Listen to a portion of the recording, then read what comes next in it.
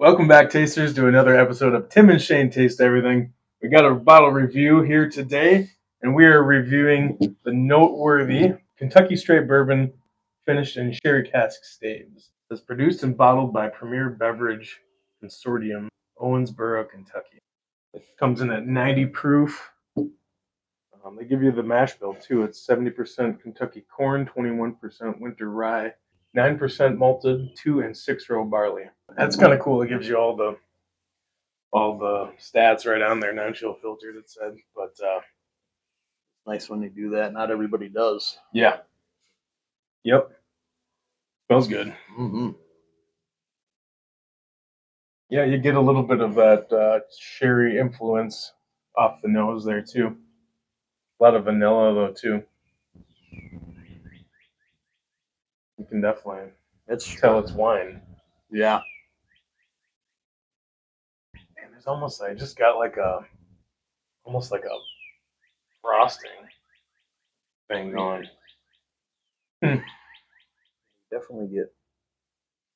Definitely get wine vibes off of that. Yep. I'm getting, like I said, wine, vanilla, oak, certainly. That kind of, I don't even know what you want to call it, almost like a dark chocolate note that I get on some sherry things, or some stuff with a little bit higher rye in it. Yeah. Or malt sometimes. That smells good. Yeah, it does.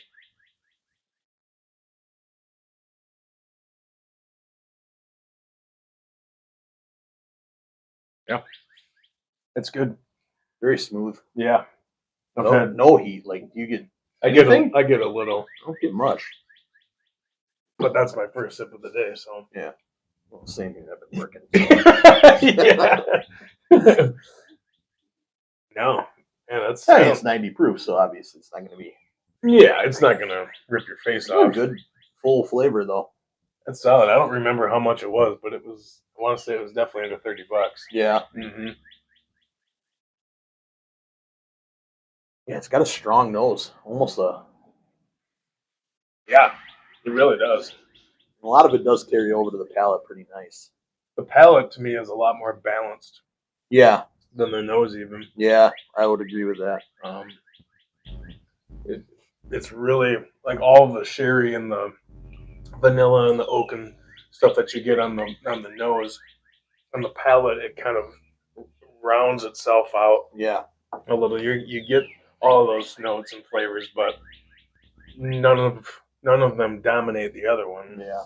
Balances. Yeah, that's a good word for it. Mm-hmm. It really is just a solid good bourbon, especially for that price range. Yeah.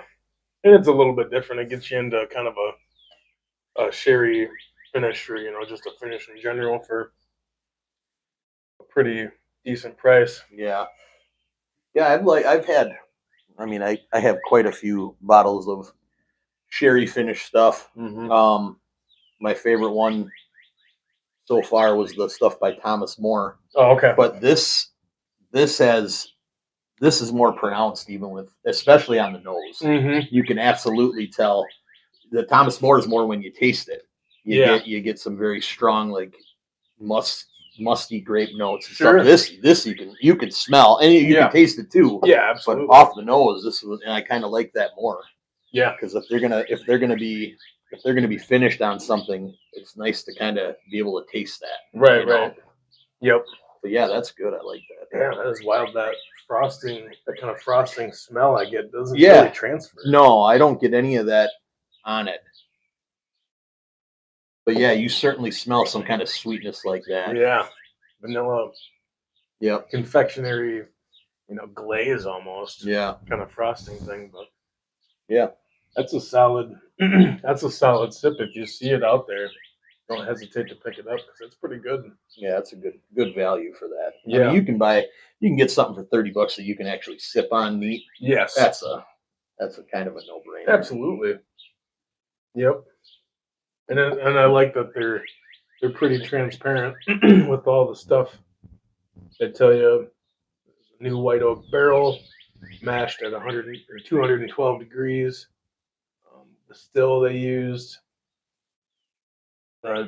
Number 4 char on the barrel, and then cut with Kentucky limestone water, non-chill filtered mash bill. Pretty much telling you everything they do. Yeah, which is cool. That's really cool. I like that.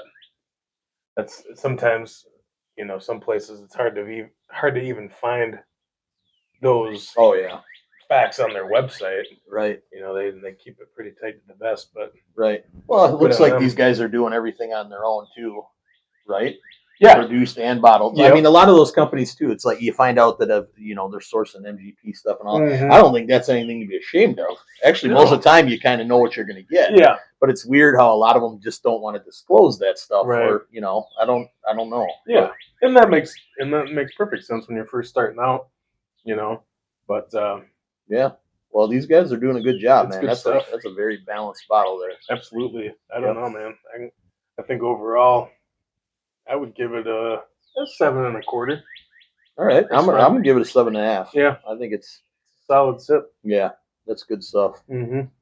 So, go ahead and grab yourself a Noteworthy if you see them out on the shelf. I think it was a bottom shelfer that I saw it, but I rolled the dice and that was a good call. Yep. Thanks for tuning in to another episode of Tim and Shane Taste